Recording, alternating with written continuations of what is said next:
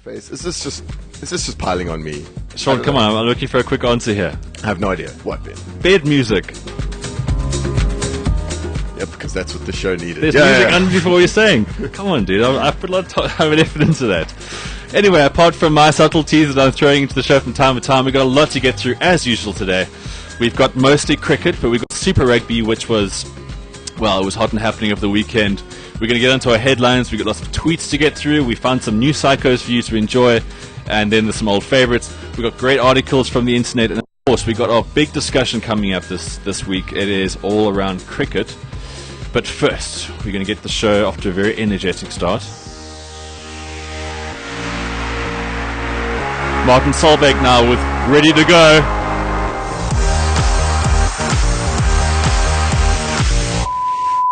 Great start to the show. Martin Solveig this morning, ready to go, and we are ready to go straight into the sporting headlines for the week. Kings win. Well, let's just open with that because everyone's talking about it. Billy, you're actually a genuine Kings fan, aren't you? I am. I mean, obviously the Sharks is my greatest mistress, but I've got a bit of Kings on the side, so to speak. A little bit of Kings on the side. Well, you claimed to actually call the win last week. I wasn't too sure about it. I called the win. I don't know if you remember. I think No, you did. Fair enough, you did. End of the show, I said they should be able to pull it off, home crowd. I mean, it is the Force. I don't know why everyone... Yeah, but I still thought, force or no force, but they are terrible, huh? I still thought they would have had enough, but jeez, all credit to the Kings. They had so much commitment, so much passion. I don't think they'll be able to sustain it, but good for them. Win's a win. You're ahead of steam going into the bye this weekend. I know, this is just so terrible here. It is a shock. The stupid schedule, these poor guys. Firstly, that they get their first win, which is great. They go into a bye, and then they've got 10 games on the trot, including travel. Yeah, I mean, they haven't been dealt a good card yet, but, I think it's, as everyone's been saying, it's the greatest way that they could have got off the mark, and, against the odds. Yeah, it's just a magical game. I mean, if you didn't really get caught up by it, as a South African, if you didn't get caught up, you really got to look at your spirit of the competition. I thought when Watson went off, I was like, oh. Yeah, I also thought that was it. Because, he's the one guy, say what you want about him, but he's a decent rugby player. And, definitely. He looked good in the time that he was on. Engelbrecht, I mean... Jeez, he played phenomenally well. He just changed the game totally. He was a real candidate for man of the match for me. He just brought such a presence to the tight loose. It changed the whole Kings complexion. He was... Okay, guys, let's not get carried away. It's one win. Other results. The Chiefs were incredible against the Highlanders. That was an amazing match. Yeah, that was some really, really slick rugby to see. It's amazing that these guys can get it from the get-go, first game of the tournament. Yeah. It looks so slick, whereas you're comparing it to some other teams. It's wonderful. I mean, I'm sure some of the Northern Hemisphere, battling to get that one out, some of their scribes would have not really enjoyed the sort of basketball rugby that was going on at one stage. I would go as far as saying that was rugby porn compared to what those guys dish up on their mud island. Yeah, especially this time of the year as well. Did you see Ireland, Scotland on the weekend? It was such a dirgeful game. I know what the 3 times table is. I learned that when I was 7. I don't need to watch Six Nations rugby. On from there, the Brumbies predictably beat the Rebels. Yeah. James. Yeah, look, they just got too much for everyone in the conference at the moment. Especially if the Reds are going to start off relatively slowly, because that was another dodgy game. I thought the Reds Waratahs. Yeah, we'll get to that just now. The Brumbies for the moment they just got too much look, for everyone. The Brumbies have class, they've got structure, and they've got players. Those are 3 things that all the other team don't really have. And they got George Smith now. Yeah. And they got George Smith who just come in now. Yeah, very good. So he's been in Japan. I think everyone's been in Japan up until now, huh? And then Friday night's game, Stormers lost. Stormers were absolutely listless. They were useless against the Bulls, and they lost by 8 points. Terrible defeat, that. Ooh, that was painful. I was there as well. That was nasty. Yeah, I chose not to go. It was a good call, actually. Billy, you must have been delighted with that. So I actually called the Stormers, and I don't have a Bulls jersey, but I have got a Stormers one packed away deep in the closet. Yeah, well, you've got a Steve Hoffmeyer CD, if memory serves. No, I've got an AB de Villiers CD, not a Steve Hoffmeyer one. Oh, okay. I'm not sure which is worse. I'll tell you what, going to Loftus these days, you get the total trifecta. So you had Robbie Vessels doing like the pre-match singing. Suspicious it was lip syncing, but let's call it singing. You get the Steve Hoffmeyer Die Blue Ball number. Yeah. And you get that Stand By Me song all the time. For how much? On the big how much screen. was the ticket? I think it was $80. $80. Red Hot Chili Peppers, what? $800. Yeah, eat your heart out, value. seriously. Take that. Okay, so Friday didn't go so well. I think I was 1 for 3 on Super Brew. Next day, Blues beating the Hurricanes. Another cool game as well. The Blues surprised. They definitely surprised We all me. called the Hurricanes. Yeah, I think we did. I think just going on the Blues from last year, that was such a disappointment. Yeah. No, they were. They were completely dreadful. And what was that? Season pros, yeah. Season pros. Season pros and ringtones. Yeah, the Blues were terrible last year, but now they've got a whole bunch of these new Islander guys. You see them, legs like 2 meters in diameter, run the 112 seconds. Yeah, I mean, and the Hurricanes were nowhere. Yeah, I think John Kerwin's done some good buying in the off season on the South Sea Islands. Yeah, for sure. Then the Reds Waratahs. The only thing that I really got out of this match is that David Campese is a very angry man. That was the most interesting bit of the whole thing. Well, in our tweet section today, David actually makes a pretty big stake of being a regular. That was hilarious. He lost it. He completely lost it in the first half. I thought he was actually going to be punching in the studio. I think Twitter was made for David Campese. It was, definitely was. Well, now we all know exactly what to do for an Aussie derby involving the Waratahs. It's just check David Campese on the Twitter screen. Actually, you know what? Just bait David Campese on Twitter screen. That Tom Carter guy. That's like Campese's kryptonite. After that, we had the Cheetahs versus the Sharks in a very good match. I really enjoyed that, despite the field being terrible. What's with all the fields in this country nowadays? They all look like they've been watered in about 6 months. That is Soccer World Cup ruined them all, I think. Yeah, well, they didn't even play it at Bloemfontein, did they? No, they did. Yeah, they did. There were a few games there. Shows how much I watched of that. But yeah, the Cheetahs look pretty good. They were dead and buried, and they scored 2 great tries, and suddenly the Sharks weren't so flash. But yeah, Sharks perennial favourites, I think. They are warming to that tag more and more each year. They managed to win that one by 7, huh? Yes, they did. It's a strong start in comparison to how the Sharks have usually started in the last couple of years. I think that's fair to say. Yeah. It was nice to see the Cheetahs just still stick with a real attacking verve of quality, like near the end of the game, where I know that you're losing by a bit, so you throw a couple of Hail Marys and see what happens. But they were really building some exciting rugby to watch and running it from everywhere and giving it a go. So I really hope they can get some ball on tour. Which actually made Friday's Thomas result even more hard to swallow. Absolutely. Comparing the two fixtures. Man. Cringe thinking about that. And then the last game we've spoken about already, the Kings outclassing the Force. Oh, yes. But that Sergil Peterson guy, 2 tries, 18... I mean, he's strong. It's not just the fact that he's very quick. We all know that because he's 18. But his handoff in the second try, real strength, composure. That guy's going to be a big talent. Yeah, I mean, looking at him, he doesn't look 18. Maybe he goes to the same guy that Shahid Afridi does. From the Shahid Afridi School of Home Affairs. But, yeah, I mean, what a player. Apparently, the Sharks and Province and everyone was trying to hook him up after Craven Week last year. That's right. Yeah, I mean, the Kings got him, and yeah. Nice. Well, interesting enough that Johnny Walland, resident Johnny Walland, tried to interview him. Dr. Phil. And he's been sheltered from the press. The Kings don't want him talking to the press. Really? I just don't think they want him talking to John Walland personally. Close enough. Decent excuse. Okay, guys, so yeah, interesting first week of Super Rugby. There was a couple of surprises. I think I was 3 out of 7 my Super Rugby calls. Not a good start, but some good rugby, surprisingly. Like, there was going to be that horrible slugfest between the Sharks and the Bulls. There was always going to be a kicking contest. Mornay, thankfully for all the Bulls fans out there, could actually still kick. And yeah, we're going to go into a much more exciting week, but we'll get to that a little bit later. Just before we go to the next song, I want to touch about the ref cam in Super Rugby. Now, Billy, you actually wrote a post on this on your site, sportbilly.co.za. What was your take on the actual footage that came out of this? Useful? Mildly useful, but I mean, I think I don't know. I got a similar analysis. I think it's mildly useful, not for what they wanted to do. Like, it's just you got a slightly different angles of the rucks and the scrum, which give you a little bit of insight you wouldn't ordinarily have, but not too much. It looks like a bad snuff video. It's bad sporting and it's usually all shaky and stuff. No, it's terrible. And the refs are heavy breathers to start with. So you're not going to get they need steady ref cam. Yeah, I want to see ref cam put on Steve Walsh after the game. That's what I want to see. That's it. I don't want ref cam, but I do want some Calvin Harris. And that's what's coming up now. More of the headlines will return. Calvin Harris featuring Florence someone or other with Sweet Nothing. Just talking about that ref cam, do you see how TMO now is becoming like DRS? There's like a heartbeat sound in the back, and then it's taking forever, but like to the point where you almost think Hotspot's going to come in there. Yeah. It's crazy. It's a matter of time, I think. It's a matter Oh, it was terrible. I mean, there were some howling decisions in that Sharks and Bulls game. Stormers and Bulls game. But the worst decision was in that Hurricanes Blues.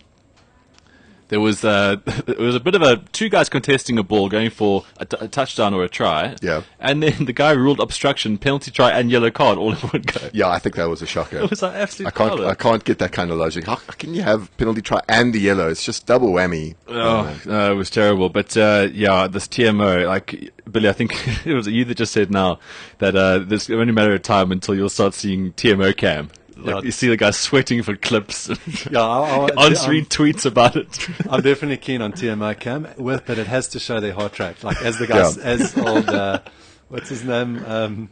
He's a South African guy, man. I don't know. Winston Manuel's the one with the famous overturn. Yeah. To see the boy stressing while he's getting the extra footage going there. How long is TMO taking these days? But if you notice how it's like for everything. Like, Yeah. they're literally taking nothing for nothing by chance at the moment. They go after everything. So every try is almost going to be like half celebrated, like every wicket in Test cricket now. It's like try. Oh, hang on a second. Yeah, and then you just have to see before you go full blown. Also, it used to be, we used to like, I don't know about you guys, but like on a Saturday, it's hard to watch all the games without just finding time to do some chore on a Saturday. You know, you kind of have to find time somewhere. Yeah, well, thankfully, I usually pick the Australian game. But now I might even just choose the TMO referral. The these TMO days. referrals, I think you can get in 14 sit-ups. We'll test that. That's a decent topic. What can you do during TMO decisions? Because they're everywhere. But now I also want to ask a question. Okay, we'll get back to the headlines just now. But you know with these refs, right? Now I've started to see some flash hairstyles come into it. Some of them more tan than they used to be. There's some definite like manscaping going along as far as like wax legs and all that kind of stuff. Do you reckon they also get sort of taught how to address the TMO? Because there's some very official tones coming in here. So, like, you know, in the past, they would be like, try, no try, mate. Yeah. Now it's like, and then they go into the whole breakdown. It's like they're presenting evidence to a jury. Exactly. I think the legal eagles have come in here and just made sure that it's prevented forensically and correctly. Oh, no, it's too much. Anyway, moving on from rugby. Today's show's been mostly dominated by cricket, so we're going to just touch on the fact that the Proteas have just won their got unbeaten for the last 15 test matches. That is a headline that's doing the rounds everywhere. And from there's all kinds of offshoots. There's the Kyle Abbott debut. There's the fact that no team has really taken as close, other than the Aussies, in the last sort of 6 months. What else do you guys really make of this whole 15 thing? Just a quick snapshot. One thing about, so it's obviously 15 unbeaten. Yeah. It's 6-1 in a row. Uh-huh. None of those 6 have hit day 5. Yep. Which is just a sign of how we can wrap it up quickly these days. I like about you, Sean. You're a man of stats. Yeah, it's telling. You know, it's not like we've been. But then, anyway, in our panel discussion later, and you welcome the tweetos and Balls Radio at Balls Radio. We're going to touch on the fact that just what this last sort of 15 tests has been about. The quality of opposition, the situations of the matches, and of course who has shined through that time. So while you listen to us crap on about all kinds of other stuff and play some more Tuesday slamming beats, feel free to tweet us on at Balls Radio. Billy, first thing that pops up about the 15 unbeaten. I would just say the guys that have come into the side, how well they've done. You know, because if you actually look back, there've been quite a few changes in a couple of crucial positions. Yeah. But the guys coming in have performed. Apart from one or two maybe. You think, I know we'll touch on it more later, but do you think that's also a combination of that it's such a nice winning formula to enter into completely. that Gary Kirsten's created, but also a decision, what was it, about 10 years ago, where we changed to the franchise system in this country, made it six franchises as opposed to 8 or 9 we had, and then Super Sport Series. Is that not getting a better competitive level of cricket? I think and we're so. starting to see the benefits now. For I sure. think that decision's been underrated in the past, and now we're seeing the benefits. Absolutely. No, I think you're on the money there. Yeah, most definitely. Sorry. I was just trying to think, when you said franchises, that's like the Knights and that kind of stuff, right? Yeah, Knights, Chevrolet Warriors, all that type of stuff. Okay. Yeah. I don't want to get it hurts my soul a little bit just saying franchise. Okay, because I was just Not thinking New Age MP. I was thinking New Age MPs, Ram Slams, and all these other things. Okay, so we're going to get back on the cricket in the second hour of the show. We actually can't get away from it in the show today, so we're going to touch on the articles as well. But next up, Matt Kuchar wins the World Match Player, the Essential World Match Player. Yeah, you guys watching any of that? I watched a little bit. I didn't actually watch much of the final, but I watched some of the build-up. I mean, I just think the Matt Kuchar story is fantastic. I mean, he went through a 7-year drought. Okay, not now, but in his career where he didn't win for That's 7 something years. you're quite familiar with, Billy. No, it resonated with me for some reason. But I remember watching Kuchar. I think he finished 23rd in the Masters when he was an amateur. Yeah. And I remember thinking, geez, this guy's got it, he's the next whoever it was, and he never quite got there. But, in the last, if you look at his wins, I mean, he won the Players' Champs last year. He's now won this. I mean, he's a decent player. Yeah, he seems like a nice guy. The thing about this Essential World Match Play, it's fantastic in the beginning because you got the Gary Player brackets, you got the Jack Nicklaus bracket, and like everyone's there and it's all great. But then suddenly it gets whittled down and you got two guys. You got like 8 hours of TV coverage to watch two guys. The amount of replays, the amount of shots of cacti in the distance, it's tough. It really is tough. And unless you really like the golfer, you're never going to watch that final. I was backing Ian Poulter, my man Ian Poulter, but sadly he couldn't get it right. How much of that love for Ian Poulter is the dress sense? I don't like his dress sense. I like his clubs. Really? Yeah. Seems kind of similar between you and him, the golfing photos I see of you. Not that I look at too many golfing photos of you. Sean, look, Facebook stalker. Everyone's got their avenues in life. I'm a big fan of golf, and yes, I like to be a slightly snappier dresser than your average. But seeing as that topic has brought on a strange sub-discussion, we're going to move on to the fact that Oscar Pistorius, the sponsors, have all dropped him as of last week. Shock horror. Yeah. Shock horror, but guys, at the same time, I think as soon as Nike drops you in life, that's when you know that's pretty much the end, huh? Yeah, I mean, they never actually dropped Tiger, did they? Well, Michael Vick, who used to basically have his own little dogfighting syndicate, they kept him. They actually renewed his sponsorship. So, yeah, bad news for Oscar there. Back on the cricket. But not the worst news. Told you we couldn't start some cricket for much longer. India have just beaten Australia. Again, did you guys watch much of that? Did you watch much of that game? Sorry, I need some water. I caught up a few of the highlights. I don't know about you, Sean. Yeah, I just caught Nathan Lyon bring up his 200 at that time and saw it pile on. Yeah. But otherwise, I didn't see much of it. I don't think it made one of our tweets, but one of Richie Benay's tweets, the famous Richie Benay _ was a picture from MS Dhoni's helmet cam showing Nathan Lyon bowling. I don't know if you saw it. And he was bowling a beach ball. Because, I mean, Dhoni scored 100 off Lyon. Yeah, that's brilliant. He actually scored 100 off one bowler. Yeah. But like in a pitch that's basically in the second innings, did the Indians even play a seamer? Like, they opened the bowling with Ashwin and Harbhajan, and then the other guy came in, the left arm spinner. Yeah, there were a few overs of who was the seamer they were playing? It was Jadeja. Ishant Sharma. I think. Yeah, no, it was Jadeja. I think who was playing. No, Jadeja is a spinner. I mean, no, it's Ishant Sharma. Ravi Jadeja. Yeah. Now, I think when I was looking at the figures, I think the spinners all had like 28, 29 overs, and the seamer had like 5 or 6, I think. And that was coming on like 4th change. And that was because the one spinner had some jippy guts after the lunch. Or just got to rotate ends or something. Well, the big call was them not selecting Oja. I'm not sure how you pronounce it, but I mean he was the leading wicket taker against England. Yeah, but they wanted to bring Harbhajan back because he makes the Aussies angry. He makes the Aussies mad with rage. And one element is that it's with Ashwin. It's Ashwin's home ground in Chennai. Yeah. In fact, oddly enough, I think it was the only Indian cricketer to take 10 wickets at his home ground ever. That's a weird little stat for someone who cares about these. I don't know. I took a bit of stick on Twitter. I said, it's a sad day in cricket when the seamer doesn't bowl in an innings. But they make these pitches to be an absolute dog show. And I mean, do you see that thing? It just looked like it shouldn't be played on. It looked like something that was like the last day of the French Open and they forgot to rake it or sweep it, whatever. Chennai is always a really, really dusty one. It's terrible. Okay, so that wasn't the best thing. The second test does start very soon, so I think the Aussies are really up against it because the Indians look to be back to normal. As soon as MS Dhoni starts scoring runs, I think, because they're really battling that leadership role. Tendulkar's also come back now. He had, 80-odd?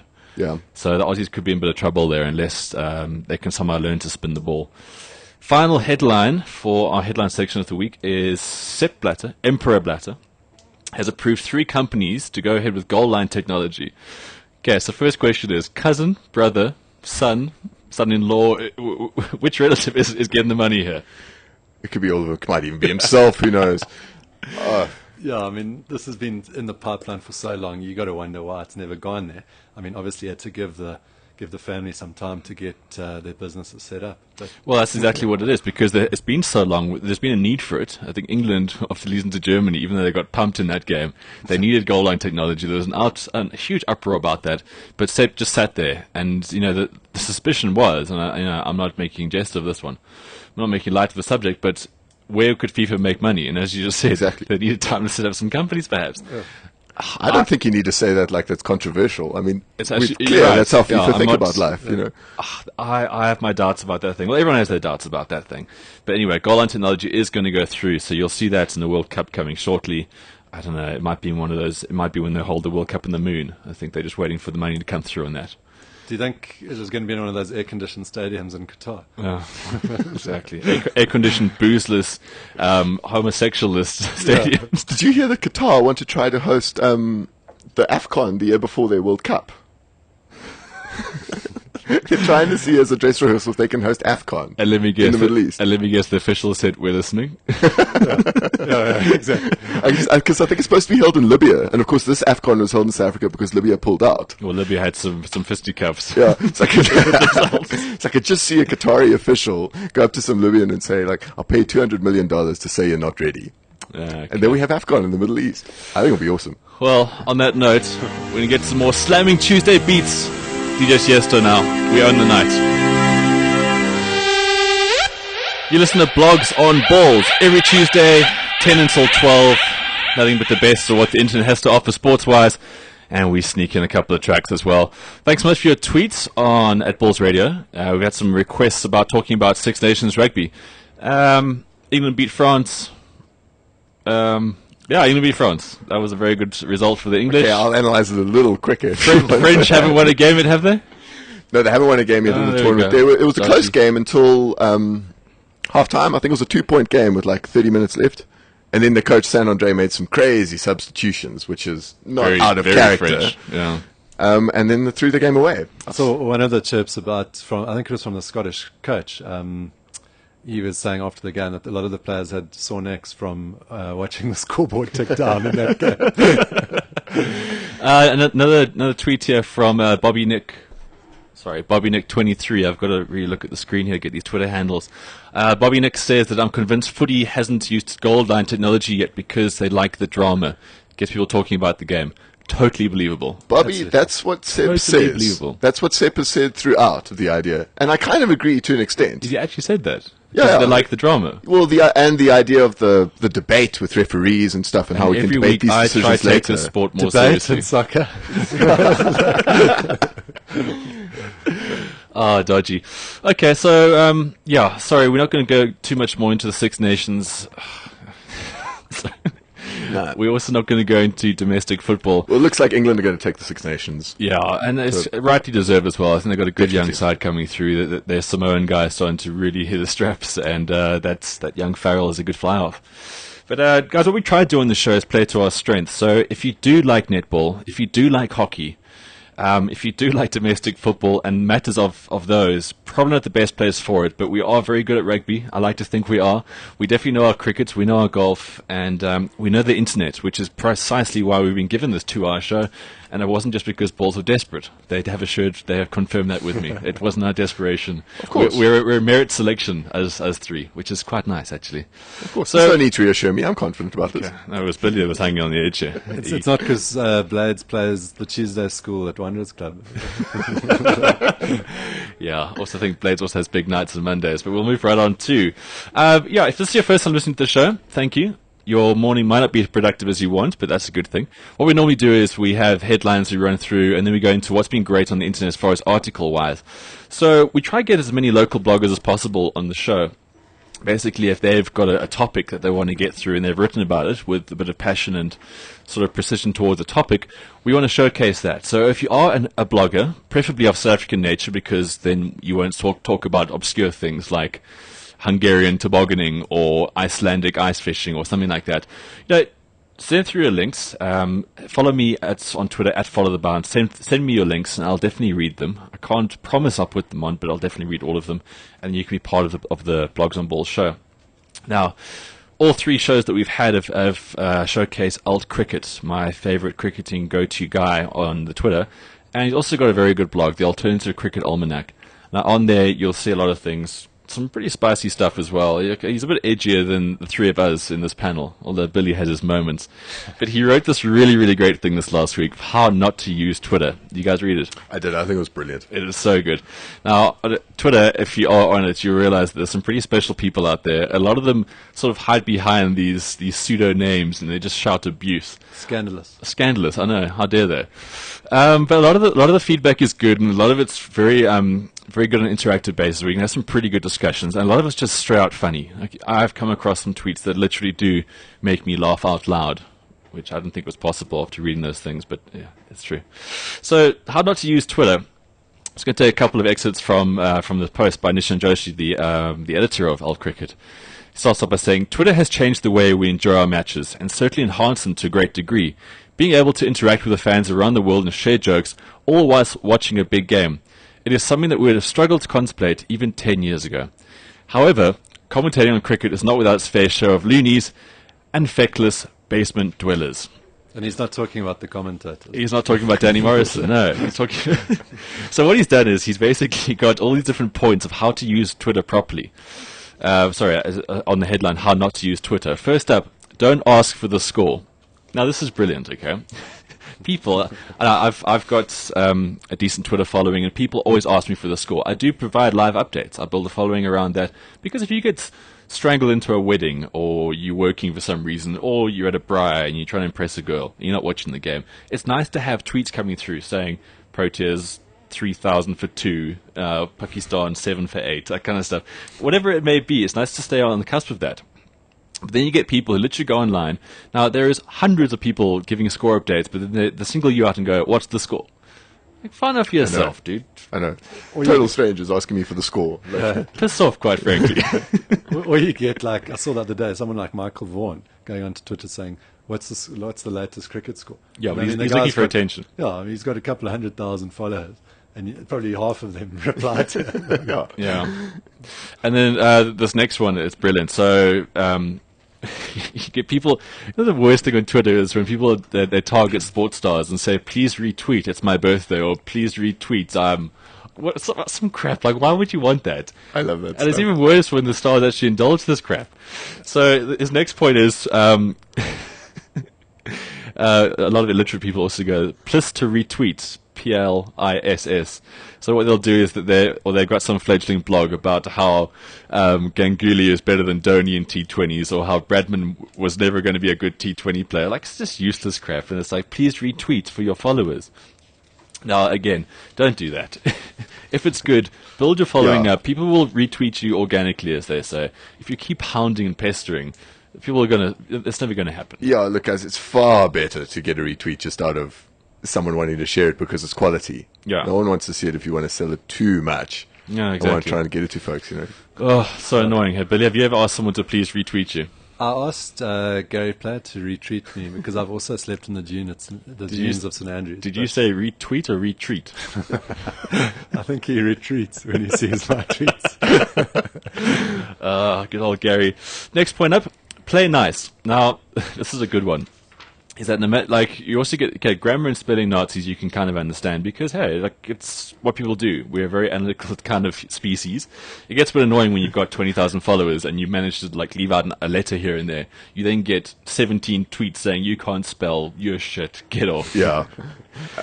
So he's got a collection of tweets here. I can't read a lot of these out. This is a new show. We're trying to say certain words. But people have a full go, and it's just so funny because the way they have a go at you is it's just blind loyalty to something, and they're just not objective whatsoever. So what he's done in this blog post is he's listed, like, he's taken screen grabs of 4 or 5 absolute lunatics. Okay, next on how not to use Twitter. Don't be Ravi Bapara. You see that tweet when he was in Sri Lanka? His tweet was, in Kandy all day, nothing to do. I guess it's FIFA then. Talking about culture 101. So he spent his whole day playing PlayStation. He then went on to record a duck in the T20 the very next game. Yeah, there were a few suggestions coming in that he should have rather been playing stick cricket, I think. Yeah, it's funny how it comes back to bite you. The guy's got a duck, but he hadn't spent the day prior to that trying to practice or even get acclimatized to the conditions. I see quite like, because that's one thing, obviously, that's in the era of the Proteas being dominant has been Twitter amongst cricketers as well. Yeah. Like, it doesn't necessarily go side to side, but you see our guys, I see generally most of them, after the day's play, give a quick little encouraging tweet as a quick little synopsis of the day, and that's it. Yeah. And whereas other guys just Good management. Yeah, so I'm not good sure if that's a management, team completely. decision, but it works well and keeps us involved during the game. Whereas the other guys just seem to get themselves into so much trouble during the game itself. The English cricketers in particular, but they're brilliant. I think that they always have a place in my heart and my computer. Next up, don't use Twitter as a platform to showcase your craziness. Now, we're going to get to this person he's referring to in our tweet section, but there are a lot of weird accounts out there, and there's some people who are proper bunny boilers. I think if a couple of cricketers ever go missing, I think Twitter will be the first place to find suspects. Next up, be balanced when on Twitter. So Al Cricket gets constantly called pro-Indian, but then a couple of weeks later, the exact same people will be calling him anti-Indian. Again, it's this blind rage that these people have, and they have a full go at anybody who's a target. His next point is take the piss in a healthy dose. We were just talking about this in the break during one of our Slamming Tuesday tunes. We're talking about Shane Warne and about this made-up world he's now living in. He's believing his own realities. So Liz Hurley, who's now a huge cricket fan, obviously, at Liz Hurley, I think it's grossly unfair that Warne 888 is banned from tomorrow's game. I think she was referring to when he had a set 2 with Samuels, right? Yes, yeah. So Al Cricket replies back, Elizabeth Hurley, look on the bright side, more time for you two to grow old together as gradually melting waxworks of yourselves. See, but that's funny though. So like taking the piss in healthy doses, that's fine because it's funny. If Liz Hurley can't laugh at that, well, yeah. And if Shane Warne's trying to hide all the kind of wax nature of his face, he's done a pretty poor job, and he's just got to accept that kind of joke anyway. He's still got the same Twitter avatar, that horrible picture. Oh, it's freaky. Oh. Yeah, not nice. Get the chills just looking at that. Next up is be civil. Again, it's just he's got some really, really great sort of suggestions here. This is a guy who does very well on Twitter. People always ask me, like, how do you get followers? How can I get better followers? Just be a normal individual. Tweet stuff of substance. Tweet things that people actually generally want to retweet by themselves. It's not rocket science. But this one tweet that's come through from this guy, it was talking about the Bangladeshi T20. He says to Al Cricket, "You are definitely sick. Did Bradman ever play T20? Old fag, nobody cares about Bradman. BPL T20 rocks." Like, how devoid of substance is your life, if that's what you think? No, I mean, in Carte Blanche, they're talking about getting sued over your tweets, but if there's one guy that needs to be sued, it's, what's it, J. Admin 10. Who's he? He's the guy that wrote that tweet. You actually gave a name to him? No, exactly. I think if you, you should be sued for pure stupidity and not actually having a single iota of interest in cricket, because this man has no substance. You can't trust this man. You can't employ him. You can't leave him with small children or anything that lives, quite frankly. So what he rounds off with saying is that there's lots of fun to be had on Twitter, but there's obviously a lot of down parts of that. And we leave you with a quote that he made. And this is about people who are constantly having a go at you. And I get this quite a lot as well. Ultimately, arguing with a troll is like wrestling with a pig. You end up covered in shit, and the pig loves it. So if you do have a Twitter following and people are giving you stick, which is obviously quite flattering because they want your attention, just remember, don't indulge the trolls. It's also, I find it a fine balance. You told me a while ago, Billy, like, don't feed the trolls. I was getting in a bit of trouble where I couldn't help myself, because sometimes you can't help it. You just think, I have to tell these people sometimes. It's hard to suppress. But it's hard to figure out sometimes when it's banter and when the guy's actually a troll. Yeah, do you guys have that problem? Yeah, for sure. I think because obviously some people are just putting the piss, but and they're not being totally serious. But I think, the way, I find it difficult to ignore sometimes, but there's nothing quite like baiting a troll back. So you're not feeding him as such because you're not being serious, but you just make it worse. And sometimes that's quite a good ploy to get them to go away. Yeah. And if it fails, the good old block always works. See, but I think if you block it, then they get the victory, right? Because they then say to their friends, "Oh, this guy, what a prick! He's blocked me. Clearly can't handle my wit, sarcasm, and superior arguing skills." I'm a fan of just the total ignore. I just ignore. I have the system of no one's going to say anything worth blocking to me. I get this really annoying guy who tweets me literally every single week telling me what a fag I am because I support the Stormers. But this oak's relentless, and he gets worse. But it's actually funny because he thinks he's probably giving me a good go, but it's just so funny how bad he is. So I'll never block him, because every time he tweets something about the Stormers, I just know he thinks about me way too much. And obviously reads the blog, so I'm kind of sort of semi-winning. Yeah. Although I'm also kind of sort of semi-scared that he might drive a station wagon, have access to power tools, and chloroform. Either way. Makes for an interesting topic. Next up, we the show, as always, is rattling along at a steady rate here. We've got one more article we want to get to, and this is from one of my favorite rugby personalities on Twitter, at RuggerWorld. Now, RuggerWorld, unlike me, when he writes about rugby, he's very balanced. He doesn't really give any indication of which team he supports, and the guy's got amazing insights.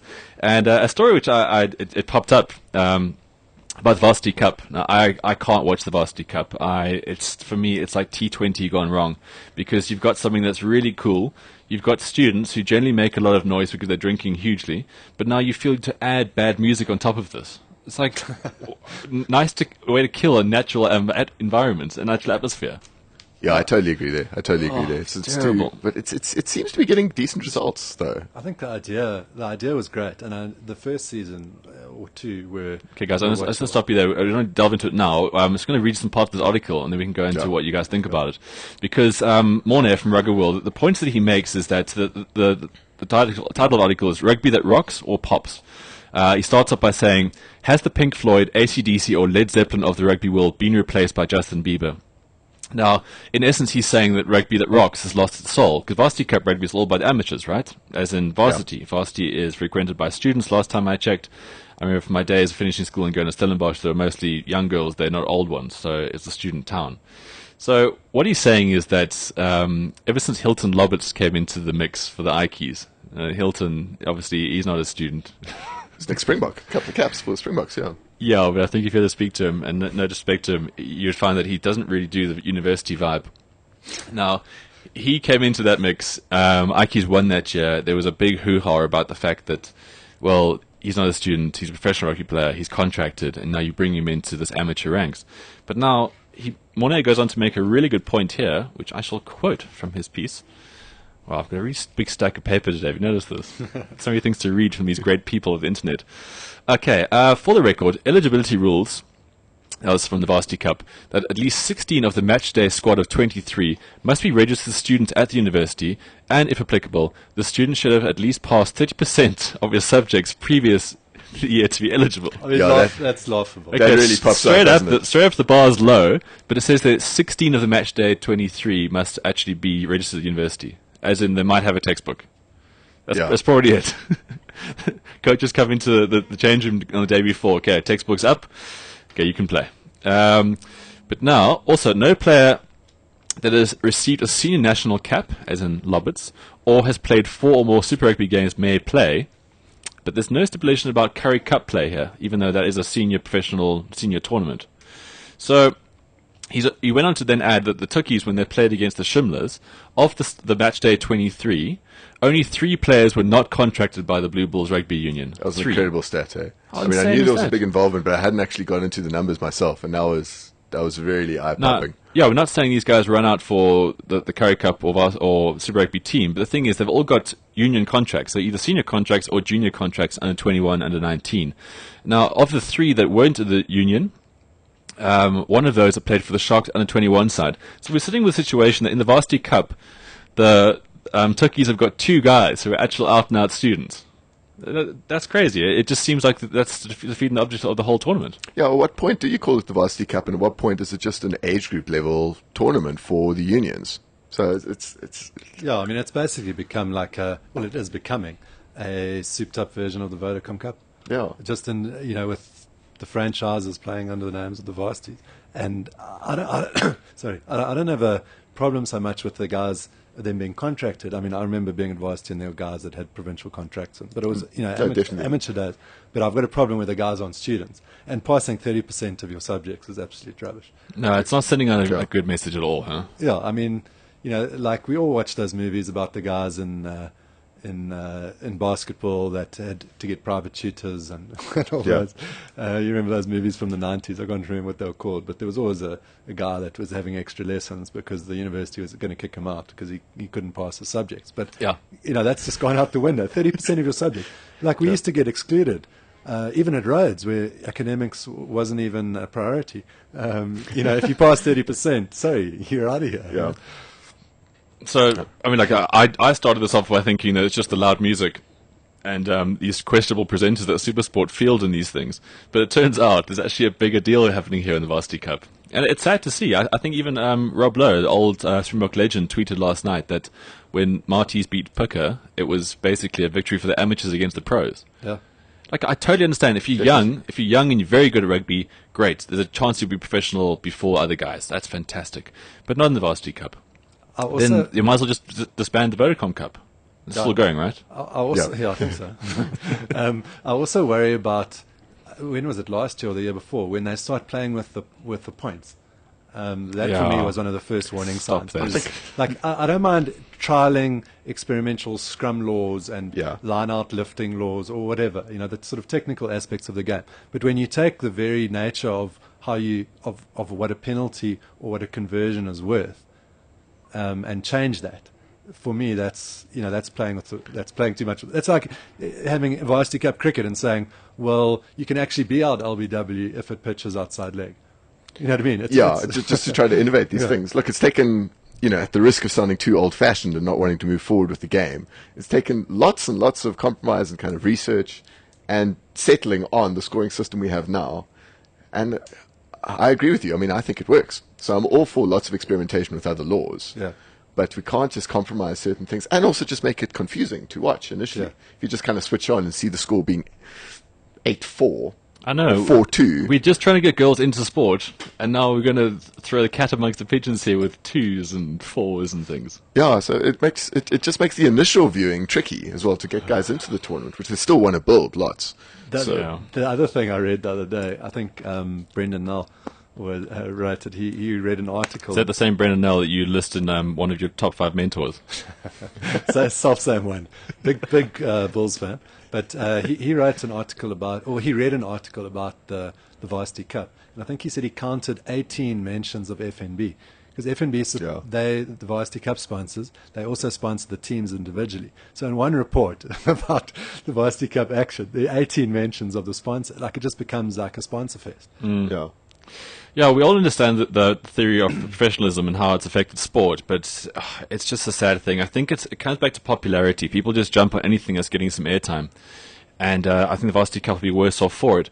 But if you want to read some more about these dumbing down pass rates, another one of our favorite blogs here, thepundits.co.za, Ryan Wallace at that Wallace on Twitter, he also wrote something about this. So if you go onto the pundits, you'll find more, along with ruggerworld.com's take on the Varsity Cup. We're going to break from the track. Next one on our Slamming Tuesday beats, we've got Eric Prides coming in.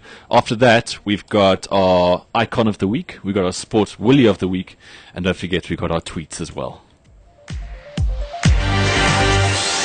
Eric Prides with what I imagine the song to be called Pianos. Yeah, slamming beats here on the Tuesday for Blogs on Balls, every Tuesday 10 till 12, where you'll see exactly what's been hot and happening on the internet, mostly with our section about tweets. Now, this is what I really enjoy. It's probably my favorite section of the show, this and leaving the studio without making too many mistakes.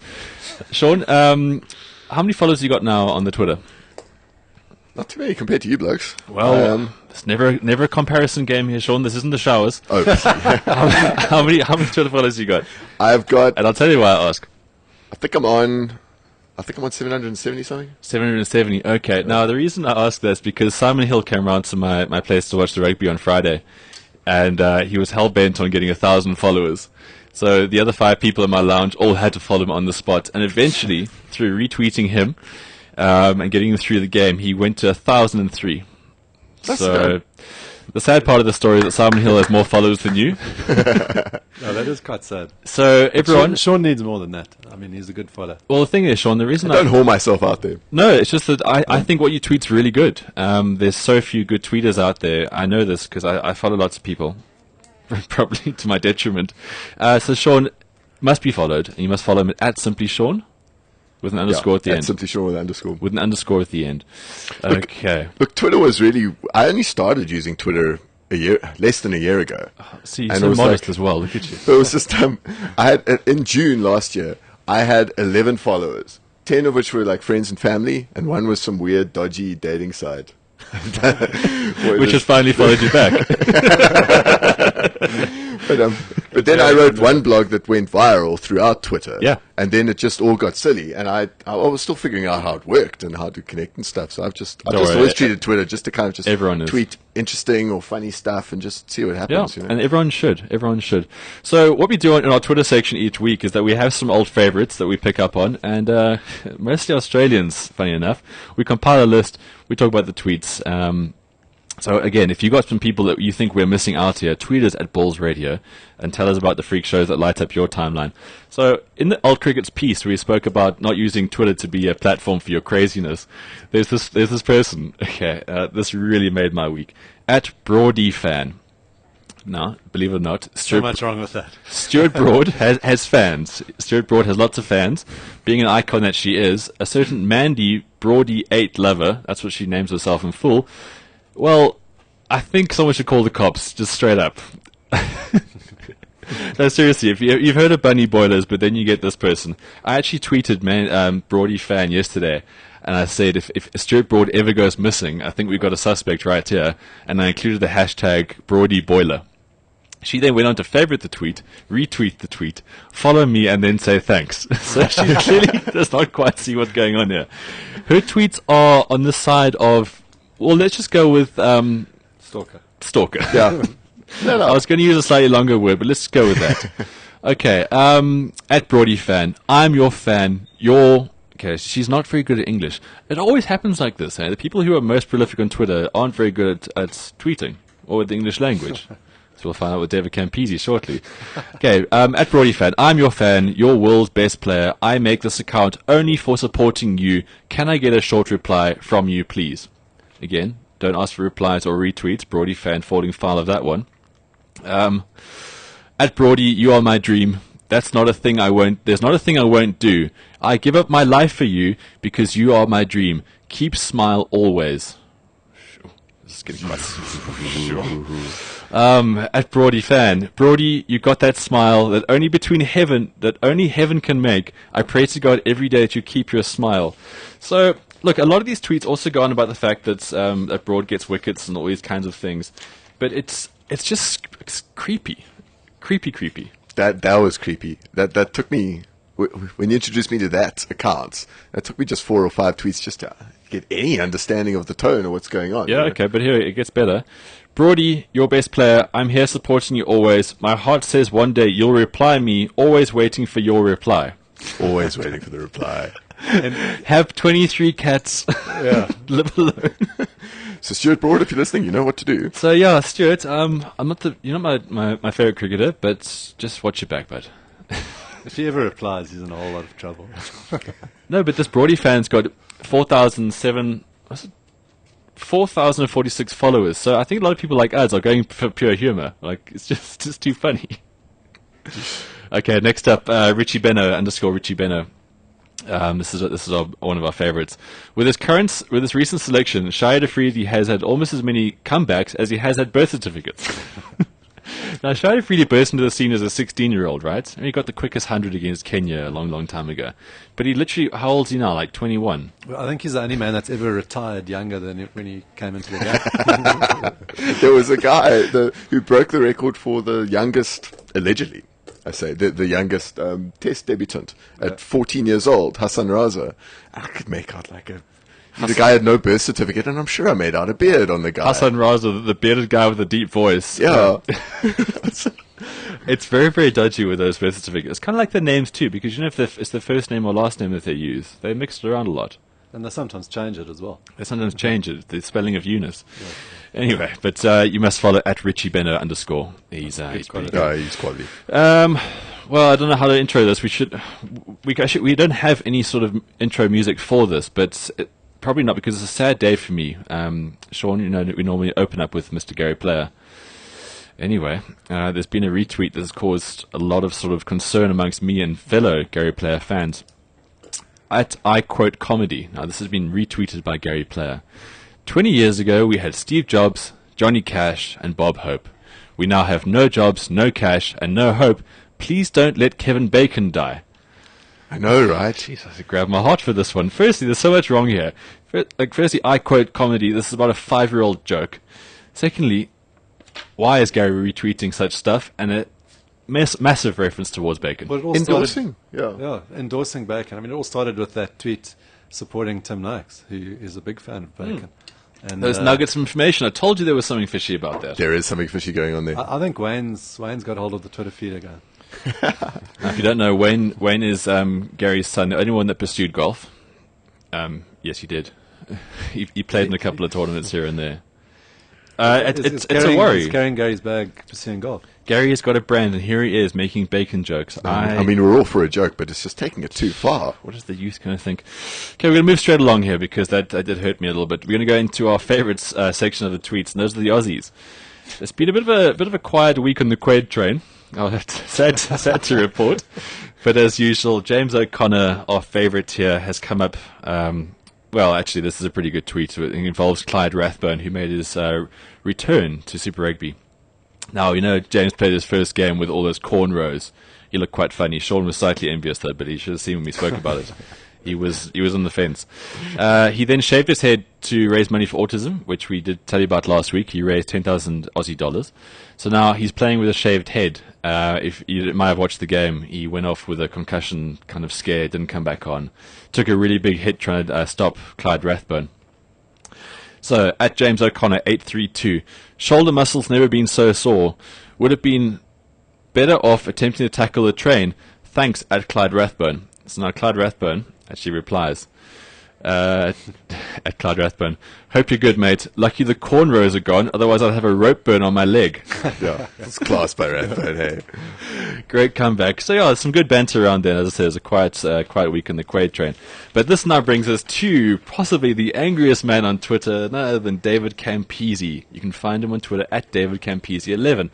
Now, David Campese is no stranger to the Balls family. He has a very good section here on Mondays called the Flush Out. Yeah, you say he's no stranger to the Balls family. He's a stranger to grammar.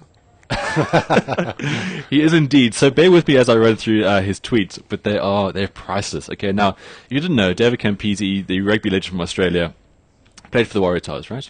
Yeah. He's a Waratahs man through and through. Yeah, through and through, I think, yeah. Heart is very much the Randwick Club, New South Wales rugby. Now, the Waratahs have been on a bit of a downward spiral in the last few years. I think ever since they lost Phil Ward, that was like the last of the old guard. And they've got these other wishy-washy players, one of them being Tom Carter. Everyone's favourite. Highest on the punchability quota for anyone's screen. Yeah. He has. He's been in various 15s, being from the most punchable face 15, the cock tonsil 15. He's not a great guy. Anyway, David Campese 11. Now, this is while he's sitting in studio at Supersport, in between Derek Alberts and John Mitchell. So now, David, how can anyone ask Tom Carter about the game? Why is he still in the team? Can't pass, kick, support. We need 12 to create and keep opposition busy to get the ball out wide. What I saw on Saturday night was a waste of time. We need someone to get teams worried. Okay, now this is the tweet at the end. So I thought I'd throw this at the end and we see actually what prompted this. So, it starts off. Please can we get Carter off the park? Slow and can't pass, same as last year. Will we ever learn? Now, I didn't watch that first half, but I mean, the Reds were all over the Waratahs, so he must have been dire. It's very unlike Campo to throw out an opinion like that. No, of course. Yeah. He then goes on, okay, this is all in the first half, okay, so we're not looking at a big sort of like time lapse here. Carter again from kickoff. Oh, then loses it. What next? Like he just That's this running commentary from Campese. So, the inside. So now eventually he sort of gets a bit tired of all the Carter hate. He's probably getting a lot of flack from people all over the world at this stage. So then he then tries to find the young fullback at fault, Israel, somebody or other. Please can we get someone to help Israel learn how to play the game? How do you start with that? It's not like he's bad at kicking or he missed a tackle. Please can we get him how to learn how to play the game? He looks like he's not sure what to do. Please. Now he's getting angrier and angrier. And again, you must follow David Campese at David Campese 11. But did you see the guys at half time when he was on the show? He was fuming. Yeah, no, he's a good guy to follow because he's not shy. And he certainly... I mean, he's very, very critical of Australian rugby at the moment, and Waratah rugby, and he gets a lot of flack from the Aussies for it because unpatriotic, lives in South Africa, throws his 5 cents at everything, and but I think he's got some points there. I mean, Tom Carter, he's average and has been sort of hinted at. He sounds like he's an average person as well. Yeah, I got excited when they were bringing Campese more into the Supersport studio, and you had studios of Mallet, John Mitchell, who seems quite reserved at the mo, very insightful, but quite reserved at the emotion. I'm hoping they'll be opening up and we'll get some real R-rated stuff. And Campese, and a lot of Australians were surprised that I was excited about Campese on the TV just during the halftime stuff. Yeah, great insights. You want him. Yeah. And I just want people to evoke questions in the studio, as we talk about every week. I'll decide for myself whether I agree or disagree with him or not, or how much of a chip on his shoulder he has. I mean, one of our first blogs in the bad old days was about have commentators lost the art. Hey, don't talk about Tank like that. And Campo certainly hasn't lost the art of giving an opinion. And I mean, he is prone to a rant, but I mean, it's good humor. Well, if you don't agree with him, he is prone to starting every tweet with "the problem is." The problem with. Yeah, he's kind of a half-empty kind of guy. Good on him, though.